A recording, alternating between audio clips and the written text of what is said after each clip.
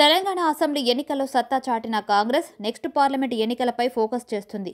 ఈ నేపథ్యంలోనే పార్లమెంట్ ఎన్నికల నోటిఫికేషన్ను ఏప్రిల్ నెలలో విడుదల కానుందనే ఊహాగానాల నడుమ కాంగ్రెస్ పార్టీ ఎన్నికలకు సమాయత్తమవుతుంది. ఇక ఈ నెల 26వ తేదీ నుంచే సీఎం రేవంత్ రెడ్డి జిల్లాల టూర్ మొదలు పెట్టనున్నట్లు సమాచారం. అన్ని జిల్లాల్లోనూ సీఎం పర్యటన ఉండేలా షెడ్యూల్ రూపొందించనున్నారు. ఈ క్రమంలోనే 17 పార్లమెంట్ సెగ్మెంట్ల ఇన్ఛార్జ్ మంత్రులతో సీఎం వరుస సమీక్షలు నిర్వహించనున్నట్లు తెలుస్తుంది. ఇక వచ్చే పార్లమెంట్ ఎన్నికల్లో వ్యవహరించాల్సిన వ్యూహాలపై సీఎం మంత్రులకు, కార్యకర్తలకు దిశానిర్దేశం చేయనున్నట్లు సమాచారం. అయితే సీఎం రేవంత్ తనకు కలిసొచ్చిన సెంటిమెంట్ గా భావిస్తున్న ఇంద్రవెల్లి నుంచి పార్లమెంటు ఎన్నికల సన్నాహక సమావేశాలు ప్రారంభించాలని భావిస్తున్నట్లు పార్టీ వర్గాల సమాచారం. ఇంద్రవెల్లి నుంచి సమావేశాలు మొదలు పెడితే ఇక తిరుగు ఉండదనే భావనలో రేవంత్ రెడ్డి ఉన్నారనేదే పార్టీ వర్గాల టాక్. అయితే రేవంత్ రెడ్డి తెలంగాణ పీసీసీ చీఫ్ గా పదవి చేపట్టిన తర్వాత తొలి బహిరంగ సమావేశాన్ని ఇంద్రవెల్లిలో నిర్వహించారు.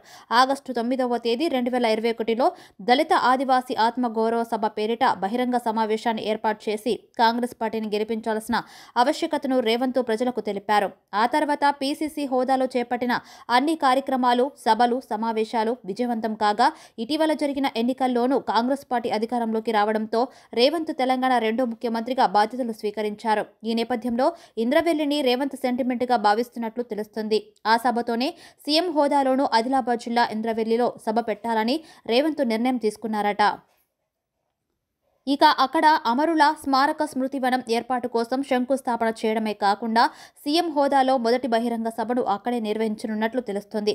పీసీసీ చీఫ్ బాధ్యతలను సమర్థవంతంగా నిర్వహించేందుకు ఇంద్రవెల్లి వచ్చిన మనోస్థైర్యం సీఎం పదవిలోనూ ఇవ్వాలని రేవంత్ సెంటిమెంట్గా ఫీల్ అవుతున్నట్లు సమాచారం. అయితే దీనిలో భాగంగానే మొదటి బహిరంగ సభను అక్కడ నిర్వహించనున్నట్లు సమాచారం. అయితే ఈ సభపై ప్రభుత్వ, పార్టీ వర్గాల నుంచి ఇంకా క్లారిటీ రాలేదు.